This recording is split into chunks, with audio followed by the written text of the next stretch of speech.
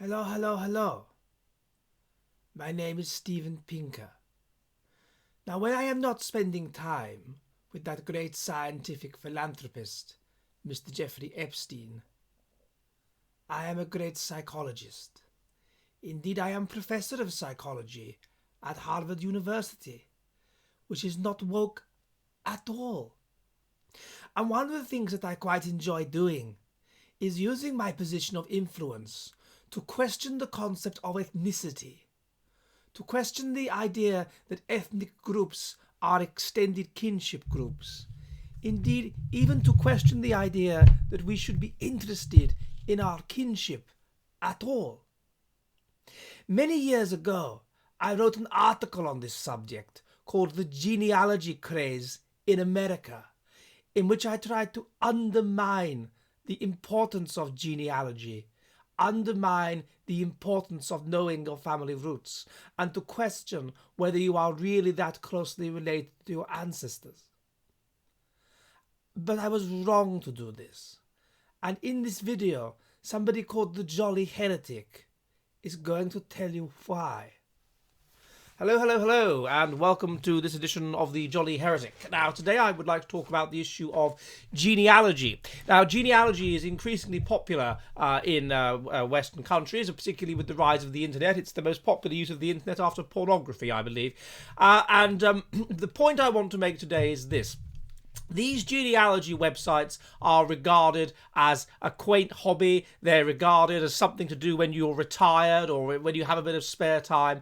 I want to argue today that genealogy websites should be regarded as dating websites. They should be regarded as dating websites for slow life history strategy people. That is to say, the kind of people that care deeply about their children, about their grandchildren, about their kinship group, and about their ethnic group. Because the ideal person whom you should marry, there is evidence from Iceland on this, the ideal person that you should marry in terms of your marriage lasting, or in terms of your marriage being fertile, is your third cousin or your equivalent thereof. Now, I want to look into this later, but what I want to start off by doing is looking at the problems with what Steven Pinker had to say about this in his article, The Genealogy Craze in America.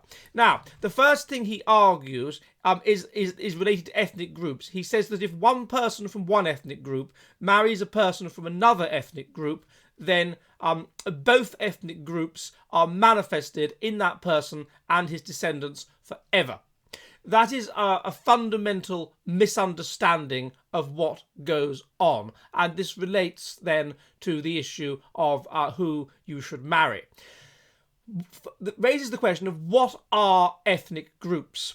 Ethnic groups are basically genetic clusters that are separated by endogamy, or by geography, whatever, by religion, by some reason, such that they are internally related to each other. Such that, for example, two random Englishmen are more related to each other than a random Englishman and a random Frenchman.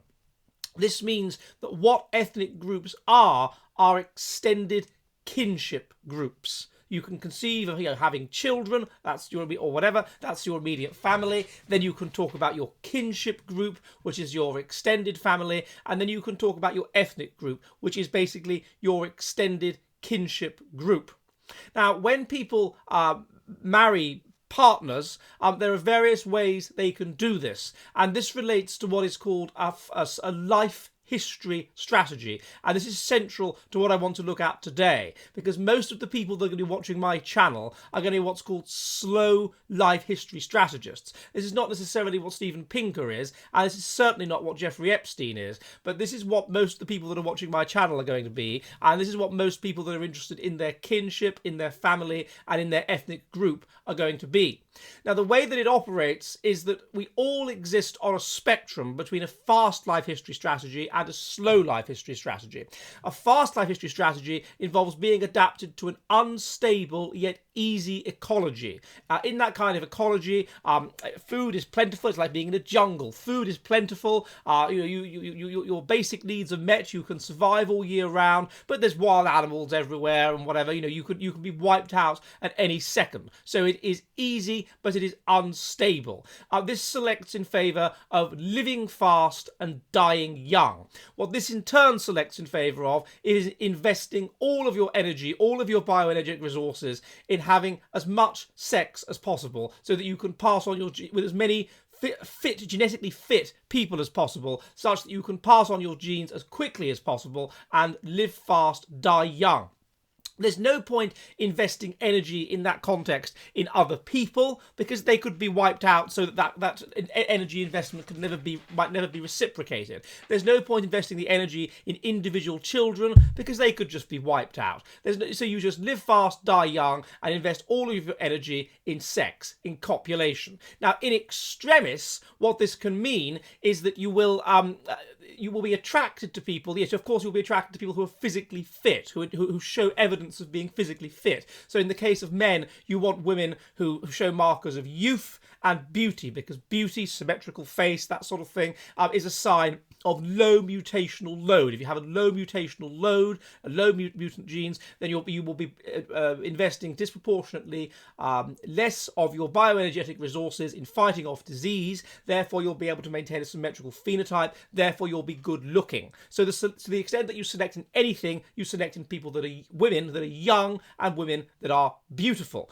Now, taking this even further, if the people are genetically different from you, highly different from you, then they might have, potentially, it's possible, by just luck, some useful gene which might permit the offspring to survive in this highly unstable, unpredictable ecology. So therefore you are attracted to people that are very genetically different from you. So you marry people that are as different from you as possible.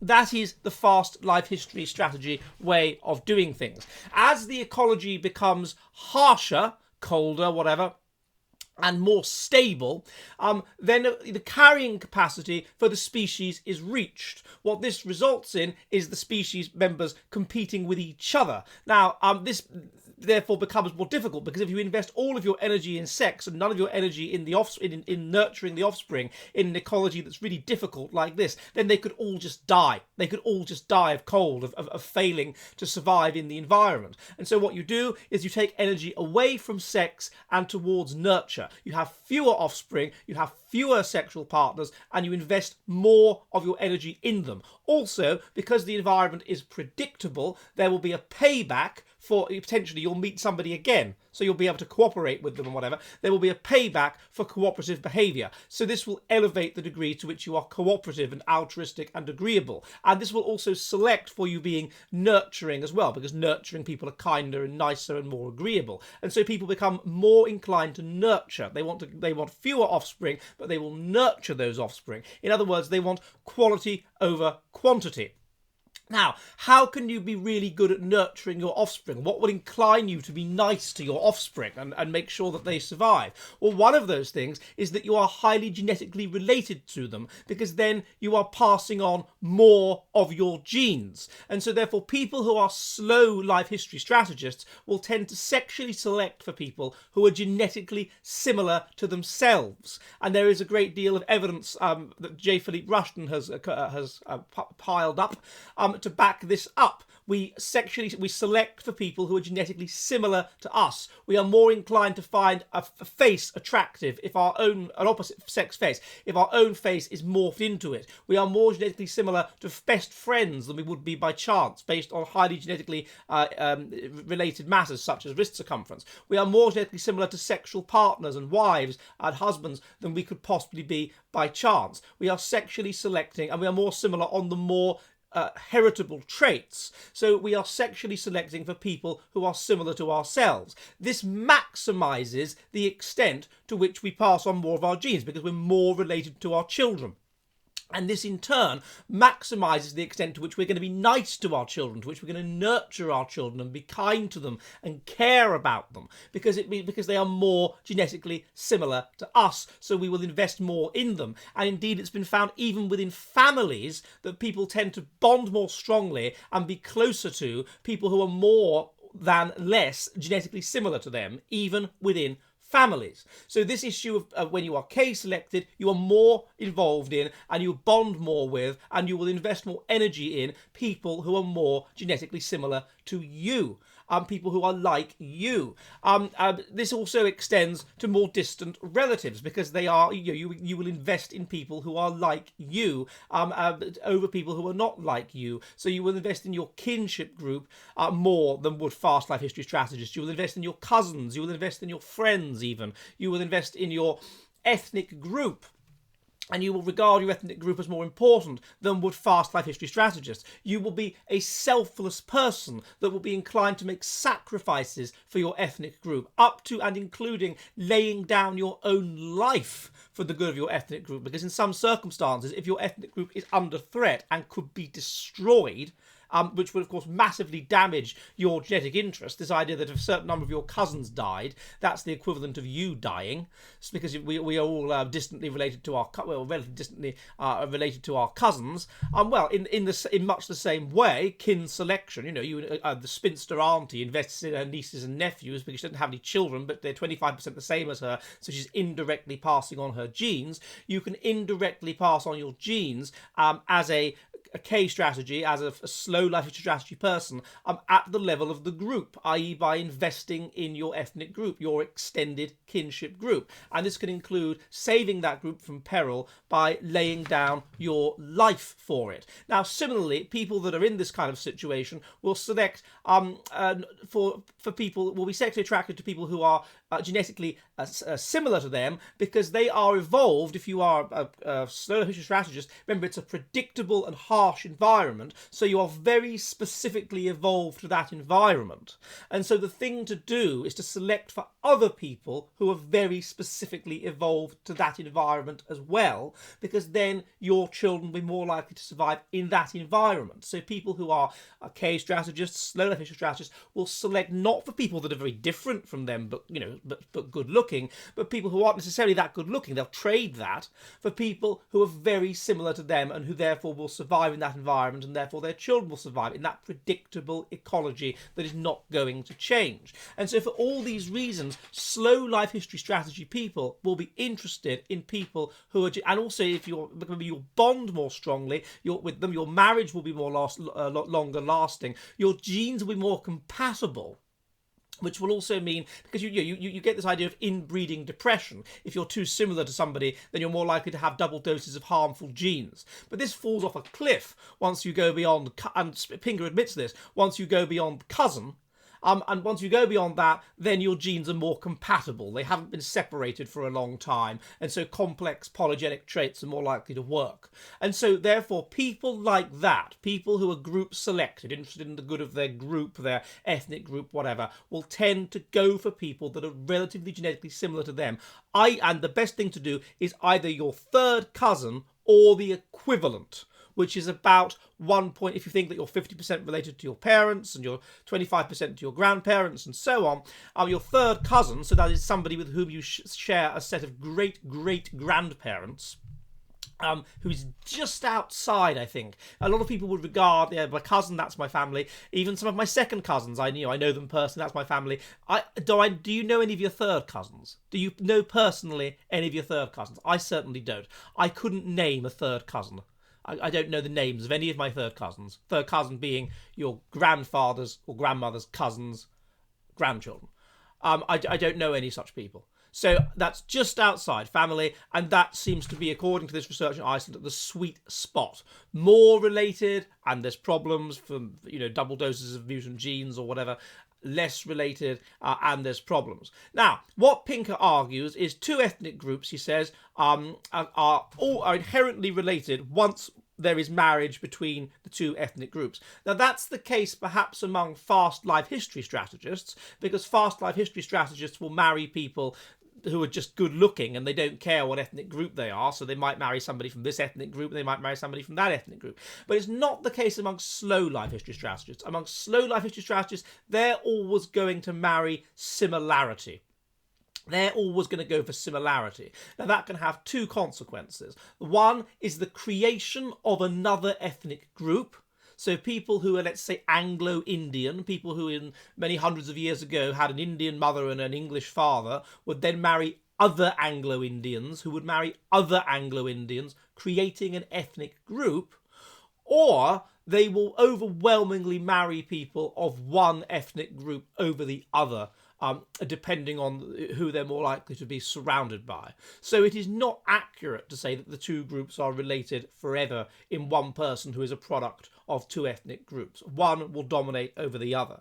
Now, the second thing that he argues is that, well, genetic relatedness, it drops off. What's the point of tracing your family tree and being interested in it? It goes back and the levels of genetic relatedness get smaller and smaller and smaller, and so so what? Why should you be interested in who you're related to? Well, the answer to that is obvious.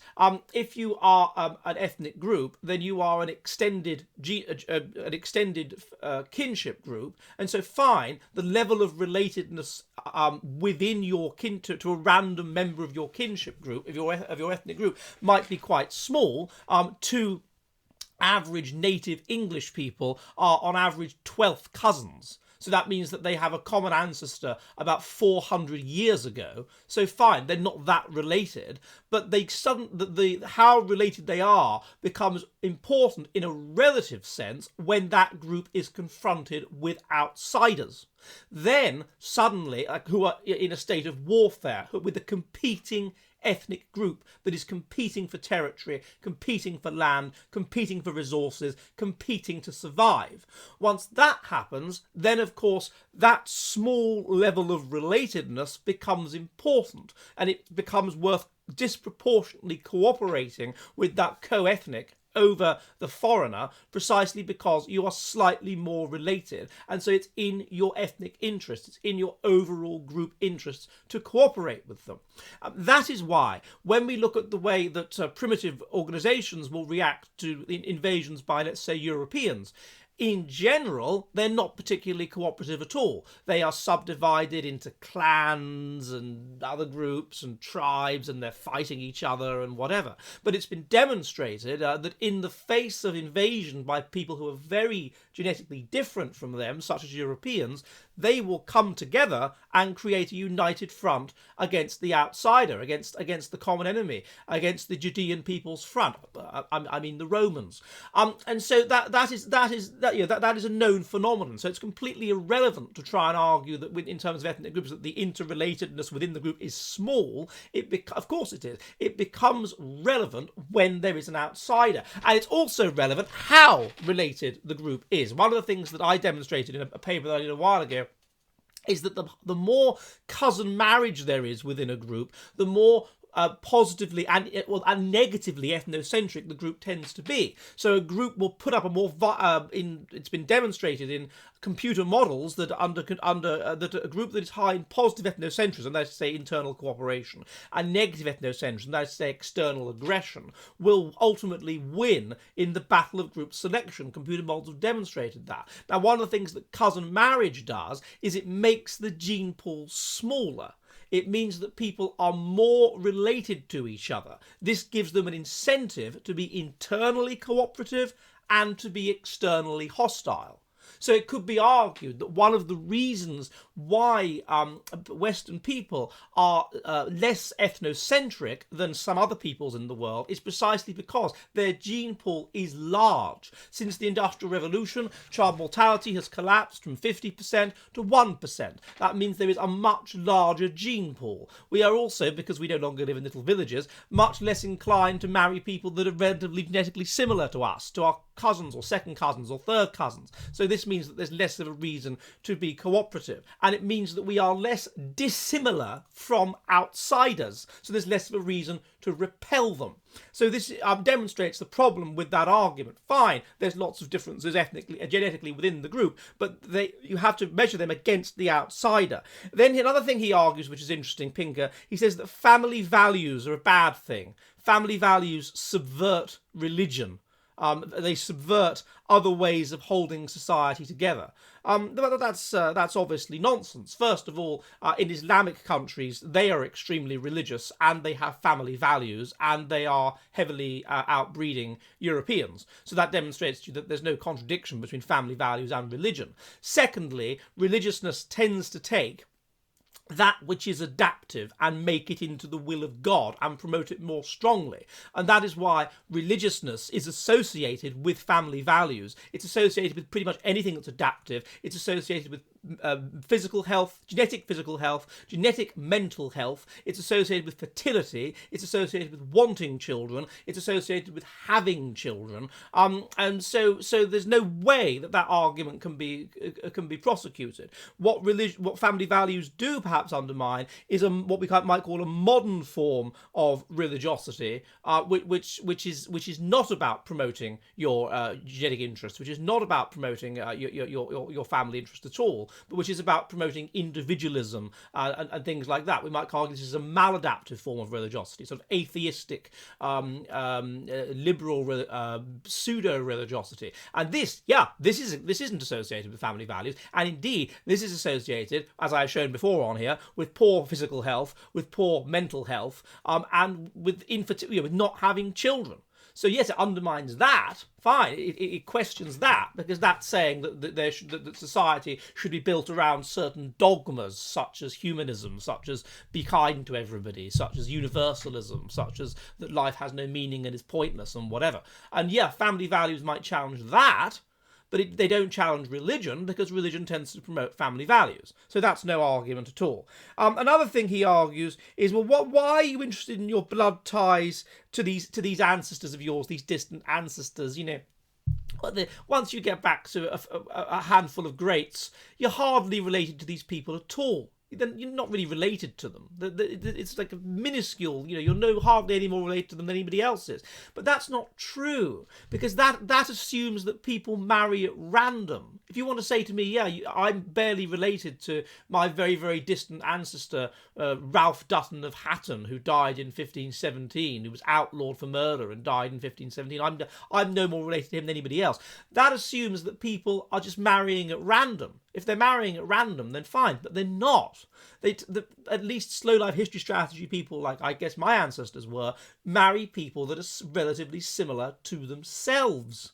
And the result of that is that these genetics are canalized into families, and you are more related to your ancestor, however many greats it is, than another random person might be on average, because you are marrying other people that are similar to you. You are on average marrying your third cousin or the equivalent thereof, at least if you are a slow life history strategist. And so that simply can't be argued. Throughout human history, as Pinker concedes, people have married their cousins and people that are relatively genetically similar to themselves, and so that's just impossible. And that's one of the reasons why it's been shown that the heritability of socioeconomic status, which is a reflection of things like intelligence, which is about 0.8 heritable, and personality, which is about 0.5 heritable, is about 0.7. Between medieval England and 1950, the heritability of socioeconomic status was about 0.7, and that was the same in England, and it was the same in egalitarian countries like Sweden or whatever, about 0.7 heritability. Why? Because people are marrying people like them, which creates essentially hereditary social castes in which who are the genetically different. I mean, J. Philippe Rushton showed that the highest social strata in England has, on average, a different blood type from the lowest social strata in England. They're genetically different because they're constantly intermarrying. This makes them think differently. It probably even makes them look different. And there are stereotypes about posh people looking a certain way or whatever. So again, that is no argument at all for him to say that. What this migration, it could be argued, in fact, migration in a sense is a problem. One of the reasons perhaps why people object to migration, if they are nationalistic, if they are group select, if they are interested in their ethnic group, is it makes us less related. So it's been argued by Robert Putnam that migration is a problem for unity, for positive ethnocentrism at the environmental level, because people who, if you have migrants, then fine, you undermine social trust because suddenly you've got these two groups and they're genetically different and they don't trust each other. But then also the natives start to distrust each other because they conceive that other natives might collaborate against them with the migrants, and so they become less cooperative and trusting with even members of their own ethnic group. So it undermines social trust. But it could be argued that what migration does is it increases the gene pool. It makes us all less, potentially anyway, it makes us all less related to each other. And so it has the potential to undermine ethnocentrism in the future. And that might be why nationalistic people will tend to object to it. So what all this means is that if people want to survive as a group, as an ethnic group or whatever, they have to have a strong bond. They have to be relatively closely related to each other, and this makes them highly cooperative and highly trusting, and it makes them highly likely to repel outsiders. And so the way this could be achieved, the way that we could create a society that isn't the kind of society that we see now in America where people are fighting each other and so on, a society where people once again trust each other and cooperate and love each other, is to reduce the gene pool. And this can be done by marrying, as much as possible, people who are closely related to us, by marrying the equivalent of our third cousins. Now, it's very difficult in the society where we no longer live in villages and whatever to by chance find these third cousins or people that are the equivalent of third cousins. We might find them. I mean, you'll be attracted, perhaps there'll be that, but the genealogy websites will allow you to literally find your third cousins, to meet up with your third cousins, and that might well work. So these people that go on these sites like Tinder and I don't know about it, I'm a different generation, but they swipe right or swipe left or whatever. And it's all based on what you look like. It's a fast and what you can boast about yourself. It's a fast life history strategy issue in which people are sexually selecting basically for looks, and to a lesser extent, I suppose, for socioeconomic status or evidence of that. That's a fast life history strategy thing to do. A slow life history strategy thing to do would be to go on a genealogy website, find your third cousins, meet up with them, and see if you like them. Because those are the kinds of people with whom you will create, on average, the most long-lasting, the most loving, the most successful, the most fertile marriage. And so to all of these incels or whatever out there, or people that are looking for love, one possibility perhaps would be to join a genealogy website, despite what Steven Pinker might say about being skeptical of their utility. Well, I hope this has been of interest, and if it has, please do subscribe. It really helps if you do that. If you want to support the channel, you will see below various ways you can do that. Please do tell people about the channel and all this, because YouTube is crushing the channel because it criticizes people like Steven Pinker. And I live stream on Mondays and Thursdays at 7 p.m. UK time, 2 p.m. New York, and I will see you soon. And goodbye!